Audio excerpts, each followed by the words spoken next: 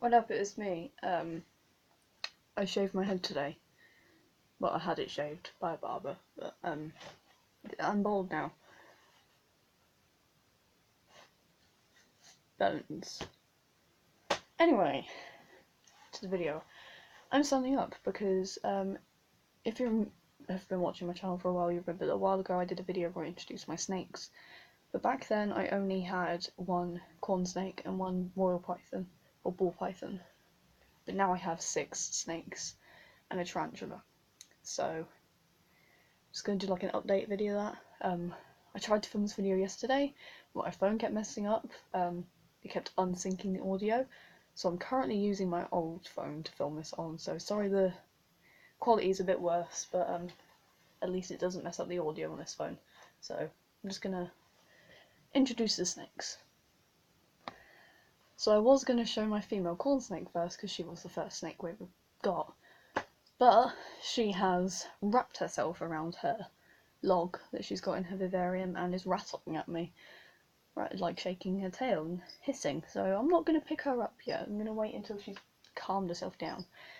So this is the second snake we ever got. You'll remember her from the previous video on my snakes. This is Monty. She is my pewter royal python. She's a lot bigger than my last video because she is a picky eater. She was a rescue. She belonged to my mum's friend. They thought that it would be easy to look after a royal python because they already had a corn snake. Because a lot of people tell people that they're really easy to look after, but actually not, because they're picky eaters. And when I got her, she had a very mild RI, which is a respiratory infection, and she had only eaten once in a year. That's not their fault. It's what they were told. Like, they were told it was easy to look after, whatever that stuff is. But they're not. So she's a picky eater. She was fine, the RI wasn't bad enough to need antibiotics. She was just kind of wheezing every now and then. She didn't have any bubbles in her mouth or anything. But then one day she did have bubbles in her mouth, so I had to take her to the vets, and a couple £100 later, a lot of antibiotics, she's better now, and she is completely respiratory infection free.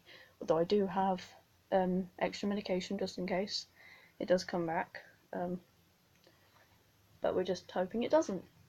She's a picky eater, but for some reason every year she goes into a natural brumation state throughout winter.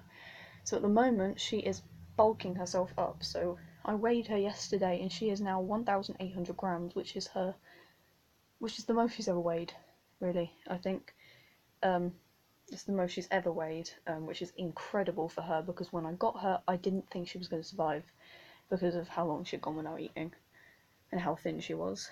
But now she is huge, and she loves people. She's still a bit head shy, which is completely fine. I don't think I'm ever going to be able to really train it out of her,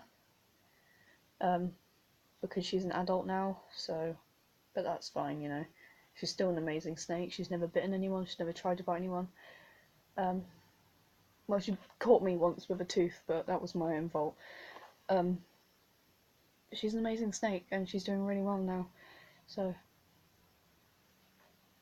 there's Monty. She's a pewter royal python. She's about 3 or 4 years old, I think. Yeah, there she is. Wow. Okay, she stopped rattling and hissing at me now, so here's Winnie. She is my female corn snake. We got her from a breeder. She's about 3 or 4 years old, so she's never had anything wrong with her. She's a perfect feeder, eats every single time without fail. She is a blood red ultramel corn snake. As you can see, she is like red, orange. Also wants to climb and get away from me, which is understandable. But there she is. There's my girl. She is the one that started all of this. No, I'm obsessed, and I can't stop getting more snakes. Somebody help me. So there she is. That's Winchester, or Winnie for short. She is a corn snake. There's nothing much else to say about her because she's the perfect snake. Stop doing that! Here is one of my big girls. This is David. Yes, she's a girl and her name's David.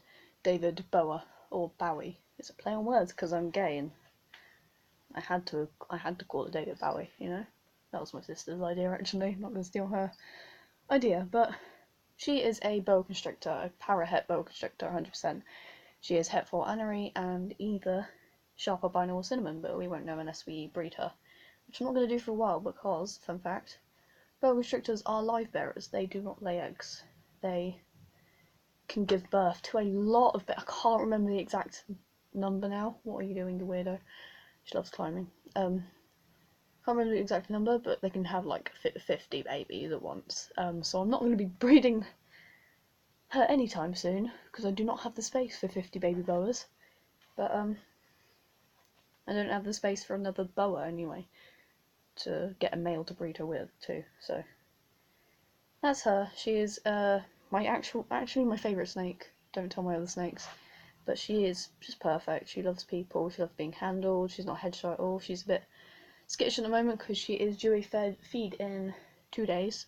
I have a whiteboard over there with all my dates written on. So she is fed once every 2 weeks. She's very large, she's actually only about a year old. I knew when I got her that when they're adults you have to feed them once a month, and that's fine. They get fed once a month and they live off that. But nobody told me you had to start cutting down how often you feed them straight away. So I just fed her how I feed my other snakes. When she got too big for her food, I would get her a bigger size. And I just kept going up until somebody finally told me that's a bit big for a 1-year-old boa. So I weighed her and it turned out that she's very big. She's not obese, she's just very large. I basically accidentally power fed her. And she is about 5 foot already. So slowed her down now. She will reach about 9-10 foot at full grown. But she's slowed down at growing now. I've slowed her food down. When she's grown a couple more feet, I'll slow it down to like once every 3 weeks, and then when she's fully grown, once a month. But that's David, my boa. She just loves to climb and wrap around me. She's weird. Next snake. This is my big boy. This is my male anery corn snake. He is also a rescue. He doesn't really like being handled. I've been working with him, I'm still working with him, but this is a lot better than when I first got him. At first he just didn't appreciate being handled at all. He would just try to shoot away straight away, so this is progress from when I first got him. Basically, he's about 7 years old, about 7 or 8 years old. He was used as a breeder. Him and his girlfriend were cohabbed in the same enclosure for, as far as I know, their whole lives. They may have been separate as babies and then put together when they were old enough to breed, but I don't know. When I got them both in December, the female was heavily pregnant. If you had watched my previous video on my snakes, you would have heard, like, a while ago I did a video and I mentioned it. I did hatch 9 of the eggs. One of them sadly passed away because she didn't eat. I did try everything I could, but she just refused to eat. And she sadly passed away, but it was peaceful. And all of the others have gone to good homes. So back to the boy. His name's Popcorn Snake. When I got him, you can see near his tail he is very fat. He was obese when I got him. Very, very obese. I straight away put him on a strict diet of only 1 medium mouse a week. Alright dude, calm down. So he has lost weight, he has lost a lot of weight, but unfortunately because of his condition when I got him, he is never going to lose those fat pockets. You see how fat he is, he's always going to look that fat, even if he doesn't weigh as much as you think. He's lost a lot of weight, but he will always look that, unfortunately. But he's doing well. It's taking a while to rehabilitate him, just because he was never handled. He was just used as a breeder. but he's doing a lot better now. You know, he's very big. What are you doing? I've actually just noticed that he is in shed at the moment, or just going into shed, because his belly's a little bit pink. He's just going into shed, which is weird, because he only shed 2 months ago. Only shed about 2 months ago, and they shed about every 3 months as adults, so I don't know, he's weird. Next snake. I was going to show my snakes in order of when I got them, but my last snake I do have to take extra precautions when handling her because of how large she is, so I am going to make sure I handle her last, because it is also a workout, so I'm going to be very tired after handling her. But so this is the most recent snake I got. This is Split. He is a banana pewter male ball python. He is a baby. He only weighs 300 grams at the moment, but he is very strong and he is very curious about the world, and he is actually an exception to most royal pythons. He is an incredible feeder. His feeding response is like that.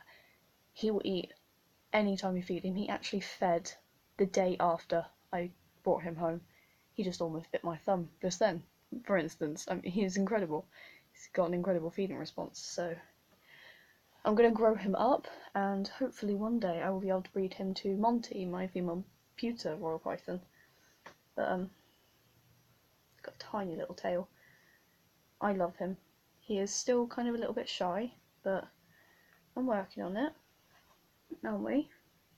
Got him from a breeder as well, same breeder I got Winnie and David from. He's incredible, and I love him.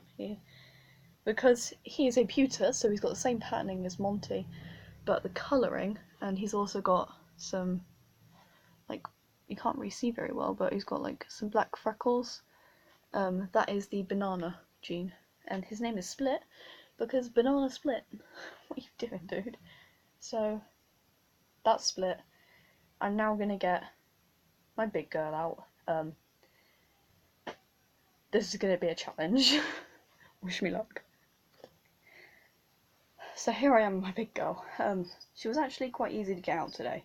Usually she throws a big hissy fit and throws stuff around, but today she was quite calm.